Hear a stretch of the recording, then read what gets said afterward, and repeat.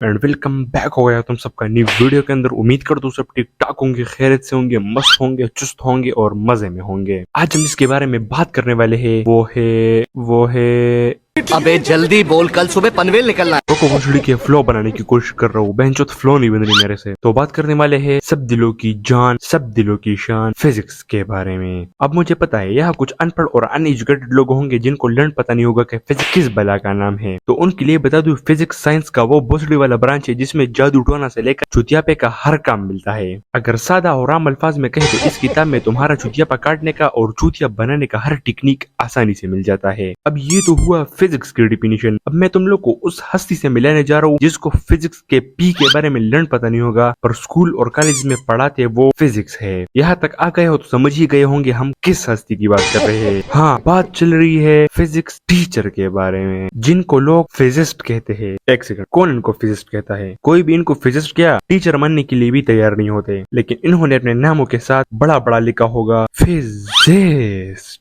एक तो भोसड़ी का जब मैं फिजिस्ट बोलता हूँ तो मेरे वाले खड़े हो जाते हैं। चूतियों जज्बात की बात कर रहा हूँ, कुछ और मत समझ लेना। एक तो पता नहीं यार फ्लो में कहाँ निकल जाता हूँ मैं यार, इस गलती को सुधारना पड़ेगा। अगर तुम इनसे पूछो कि सर आप अपने नाम के साथ फिजिस्ट क्यों लिखते हो, तो आगे से जवाब आएगा कि हमने फिजिक्स पढ़ा है। और अगर गलती से इनसे पूछो कि फिजिस्ट होते क्या है, तो इन अनपढ़ और गवार उस्तादों के मुताबिक फिजिस्ट वो होते हैं जो कोई मशीनरी बनाते हैं या उसे फिक्स करते हैं। For example mechanic. एक बार तो इन फिजिस्ट के लिए तालियां बजाओ, शाबाश, उठो। अब इन भोसड़े वालों को कौन बताए कि मशीनरी बनाने के लिए और मैकेनिक बनने के लिए फिजिस्ट की नहीं, भोसड़े के मैकेनिकल इंजीनियरिंग की जरूरत होती है। इस बात पर मुझे डिग्गी भाई का वो मशहूर कौल याद आ जाता है, कंजरों के पास पैसा आ जाता है, तालीम नहीं आती।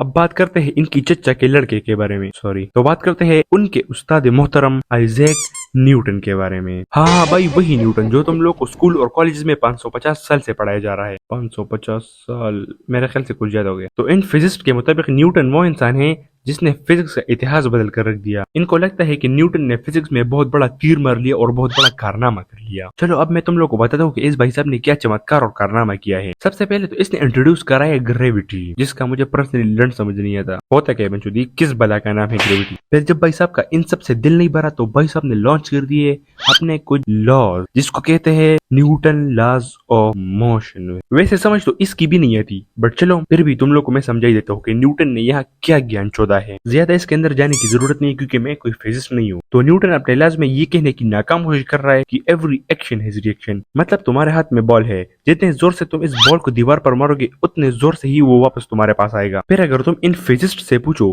कि सर अगर हम बाल के बजाय ईंट को दीवार पर फेंके तो आगे से कुछ यूं जवाब आएगा, नहीं बेटा ये लाज ईंट के लिए एप्लीकेबल नहीं है। सर चल ठीक है, अगर हम कुर्सी को फेंक कर मारे तो नहीं बेटा ये उसके लिए भी एप्लीकेबल नहीं है। सर अगर मैं आपको ही उठाकर दीवार पर जा पटका दूं तो फिर भोसड़ी के निकल बेंचो, नहीं पढ़ना मेरे को फिजिक्स, जाओ भोसड़ी के निकल। तो यार बस आज के लिए इतना ज्ञान काफी है। तो यार आज की वीडियो पसंद आई तो लाइक करो। अगर तुमने अभी तक डार्क गैंग ज्वाइन नहीं किया तो कर लो, वो लाल वाला सब्सक्राइब बटन है ना उसको दबा दो। और ये वीडियो सिर्फ इंटरटेनमेंट पर्पस के लिए है, ठीक है? तो किसी भी उस्ताद को हेड देने की तुम्हें कोई जरूरत नहीं है। शुक्रिया, बाय।